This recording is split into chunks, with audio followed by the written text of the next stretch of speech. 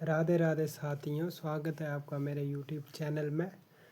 तो हमने इससे पहले वीडियो में जितना भी परीक्षा के संबंधी मटेरियल था, जो भी मॉक टेस्ट इत्यादि जो भी वीडियोस जो रही है हमारी प्रीवियस ईयर के क्वेश्चन पेपर जो हमने सॉल्व किए हैं, तो ये सब तो हम परीक्षा के लिए सिद्ध कर चुके हैं। लेकिन हमें जो परीक्षा में एक नेगेटिव मार्किंग है उसका ध्यान रखना होगा कि नेगेटिव मार्किंग है क्या। सबसे पहले तो हम समझेंगे नेगेटिव मार्किंग क्या होती है।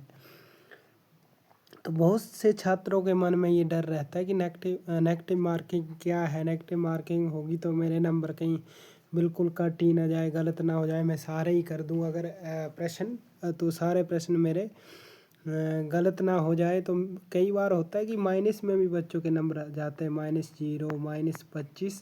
जो CUT PG के जितनी भी परीक्षाएं होती हो, CUT शिक्षा शास्त्री हो, MA आचार्य, जितनी भी CUT की परीक्षा लेता है NTA, सब में सेम ही नेगेटिव मार्किंग है। नेगेटिव मार्किंग का फॉर्मूला है, आपको बता दूं मैं,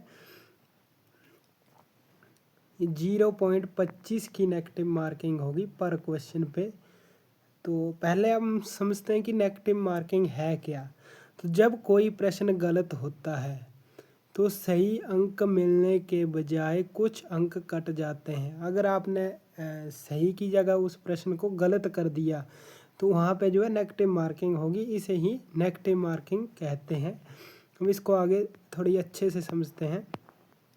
तो जैसे जो CUT PG का अंक गणित है हमारे पास, अब मान लीजिए कि एक प्रश्न जो है सही, एक प्रश्न आप करोगे तो उसके जो एक प्रश्न आपने किया तो एक प्रश्न के जो है 4 अंक आपको मिलते हैं, जो कि यहाँ पे भी हमने लिखा है कि एक प्रश्न अगर सही उत्तर दिया तो उसके जो है आपके 4 अंक मिलेंगे, और गलत उत्तर दिया तो उसका जो है 1 अंक मिलेगा, और प्रश्न छोड़ने पर कोई भी अंक नहीं, 0 अंक रहेगा। अब ये समझिए आप कि अगर आप सही उत्तर देते हो तो 4 अंक मिलेंगे, अगर आपने एक गलत दिया तो आपके पास जो है 1 अंक ही आपका माइनस होगा। तो अगर आपके 75 प्रश्न है तो उसमें से अगर आपके 40 प्लस या नहीं 45 प्लस प्रश्न सही हो रहे हैं इनमें से, तो मेरा मानना है कि आप सभी प्रश्न को करके आइए, क्योंकि अगर आपका एक सही होता है तो 4 प्रश्न आएंगे, उसी में से अगर वो सही हो जाता है, अगर आपने एक सही कर दिया तो आपको 4 अंक मिल जाएंगे। अगर उसी में से आपने एक गलत किया तो केवल आपका 1 ही नंबर कटेगा। लेकिन ये तब हो सकता है कि किसी विद्यार्थी को लगभग 50 या 45 प्लस प्रश्न जो अपने आते हो। अगर किसी को बिल्कुल कुछ नहीं आता है तो वो सारे तुक्के ही मार रहा है, तब तो नेगेटिव मार्किंग जो है बहुत हो जाएगी और उनका नंबर लगना जो है मुश्किल हो जाएगा। तो अब ये गणित तो आगे देख सकते हैं। कुल अंक का सूत्र क्या है हमारे पास। जैसे कि जो हमारी जो परीक्षा है, जब सही अंक होता है तो जैसे हम बता चुके हैं कि 4 अंक मिलेंगे एक प्रश्न का, और अगर गलत हुआ तो एक प्रश्न का 1 अंक कटेगा। तो इसी सूत्र को हम आगे आपकी जो परीक्षा में है उदाहरण से समझेंगे। जैसे कि हमारे पास उदाहरण है, यदि कोई छात्र है जो शिक्षा शास्त्री की परीक्षा दे रहा है, जो तो उनमें जो है शिक्षा शास्त्री में कुल प्रश्न जो है 75 प्रश्न रहते हैं, 75 प्रश्न रहते हैं। मान लो किसी छात्र ने 75 में से, ये हमारे पास प्रश्न रहे 75, तो 75 से मान लो किसी छात्र ने जो है 60 क्वेश्चन सही किए, जो हमारे 60 प्रश्न हैं वो सही किए, और 15 जो है उन्होंने गलत कर दिए। 60 तो सही कर दिए हैं लेकिन 15 उससे गलत हो गए हैं, सबको टिक मार्क कराए हैं। तो अब उसके गणित के जो, अब इसके अंक क्या रहेंगे, तो 60 गुणा जब हम 4 करेंगे तो इसके कुल अंक हो जाएंगे 240।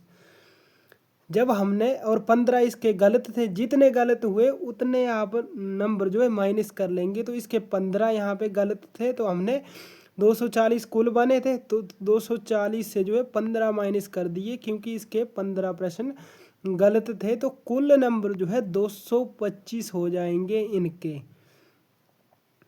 ये जो है हमारे पास 225 अंक कुल आ जाएंगे 240 छात्र ये कर रहे थे, लेकिन 240 में से 15 माइनस जो है ये कम हो जाएंगे, क्योंकि इन्होंने जो है ऊपर 75 प्रश्नों में से 60 सही किए, तो 60 के तो हमें डायरेक्ट अंक मिल जाएंगे 240। लेकिन हम अगर छोड़ आए, मान लो एक और है, अगर 60 ही प्रश्न किए किसी छात्र ने हमारे पास 60 और 60 के 60 छात्र के बिल्कुल सही प्रश्न है, तो इनके जो है 240 ही प्रश्न बनेंगे बिल्कुल, और कोई नहीं किया है, छोड़ दिया है प्रश्न, तो 260 अगर 60 प्रश्न किए तो 240 ही प्रश्न बनेंगे। तो 240 ना उनके फिर कम होंगे ना बढ़ेंगे प्रश्न।